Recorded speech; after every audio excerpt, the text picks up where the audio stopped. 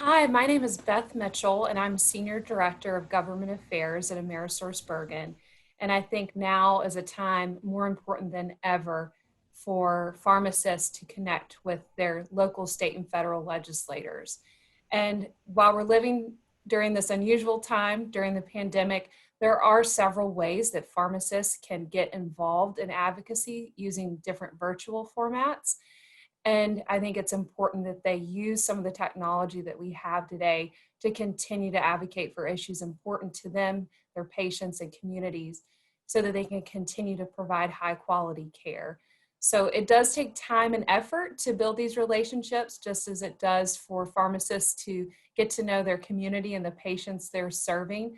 But that time and effort is incredibly important and will be very impactful to establish meaningful communication with legislators to advance legislation that's important to pharmacists and the patients they serve. So there's 4 different ways that I'd like to go over about how pharmacists can get engaged with elected officials at the state, local, and national levels. One of those ways is pharmacists can actually, this is a very quick and easy thing that they can do, is just get involved in grassroots campaigns and calls to action. So while we can't go to our state capitol right now, we can't go up to Capitol Hill in person and meet with our elected officials. There are definitely different actions that pharmacists can take to get involved. And participating in a grassroots campaign is easy and quick to do. I'm sure we all get contacted on a variety of legislative topics, urging us to take action. And it's really, really easy to do this through different state pharmacy associations and also through the National Community Pharmacists Association, which has a website, and they have a legislative action center, which is publicly available. Anyone can go to that page. And they have email templates for letters on priority legislative issues such as DIR fees, provider status, Medicare, Medicaid reimbursement that pharmacists can use and tailor and send to their elected officials to contact them about an issue of importance. And it's really important that pharmacists take time to personalize that message. They have direct experience with how a certain issue has impacted their business, their pharmacy, and their patients. So the more you can make it personal and specific to how that issue is impacting your community, which the elected official serves, I think the more impactful that outreach can be. Another tip on how to really be active on legislative issues of importance to pharmacists, especially while we're all social distancing, is a lot of elected officials are hosting video or TeleTown Hall meetings. This is something that I've seen many elected officials do well before the pandemic started because it's such a quick and effective way for legislators to connect with their constituents. So I would really encourage you, if you don't know who your legislators are, which is step one, finding out who are the members of Congress, state legislators, and local officials that represent you. You can quickly find that out by going to ourindependentvoice.com, which is a grassroots website that our company at AmerisourceBergen and Good Neighbor Pharmacy have created to help pharmacists. After you identify who your elected officials are, they all have websites. Many of them have social media, which we'll talk about in a minute.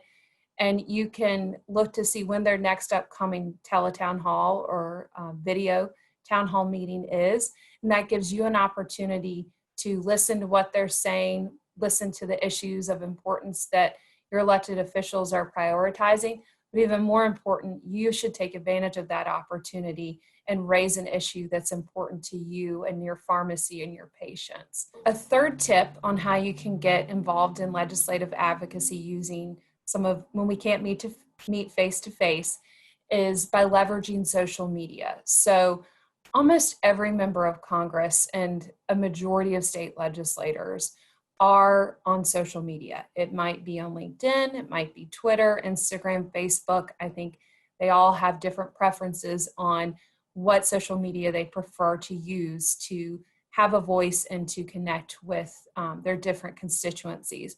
But this is such a quick and easy way as a pharmacist to voice a concern or voice your support for a legislative issue. I've seen several pharmacists create some very effective video messages that only takes, might be a 30-second message, a 60-second message talking about an issue, why it's important to you, your patients, and why the elected officials should do something about it, whether it's co-sponsor legislation or urge passage of legislation. That's such a quick and easy way that you can engage with elected officials when you can't meet face to face. You just want to make sure you tag the elected official when you share the video on social media, and really try to be brief and succinct and identify specific patient populations that are impacted so that they can better understand the issue. So if it's a Medicare reimbursement issue, you want to make sure to tell the elected official, this is an issue that's impacting the elderly, patients 65 and older that are in your community. They're important voters, and we really need you to do something about it. So last but definitely not least is my favorite tip that I'll share with you. And I think if you walk away with one thing you remember from this video, I'd like for it to be this.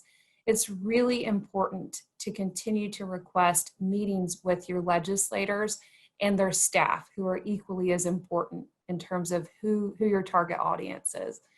And whether it's a phone call meeting, a Zoom meeting, a Facebook Live, whatever the web conferencing platform is, it's important now more than ever to continue to have that one-on-one outreach.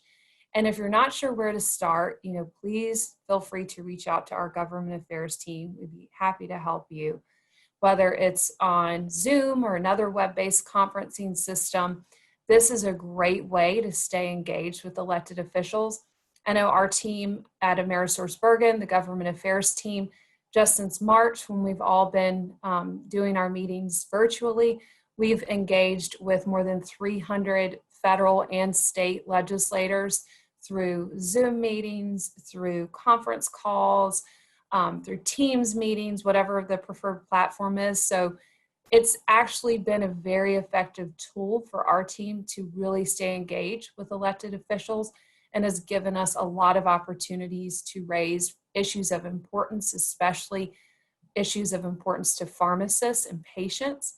So I think this is probably would be my number one tip, last but not least, on how you can stay engaged and voice issues of importance to you, to elected officials, when we can't meet face to face. While we're all social distancing and being careful during this unusual time, unfortunately, we can't meet face to face with our elected officials, but we can take action in a variety of different ways.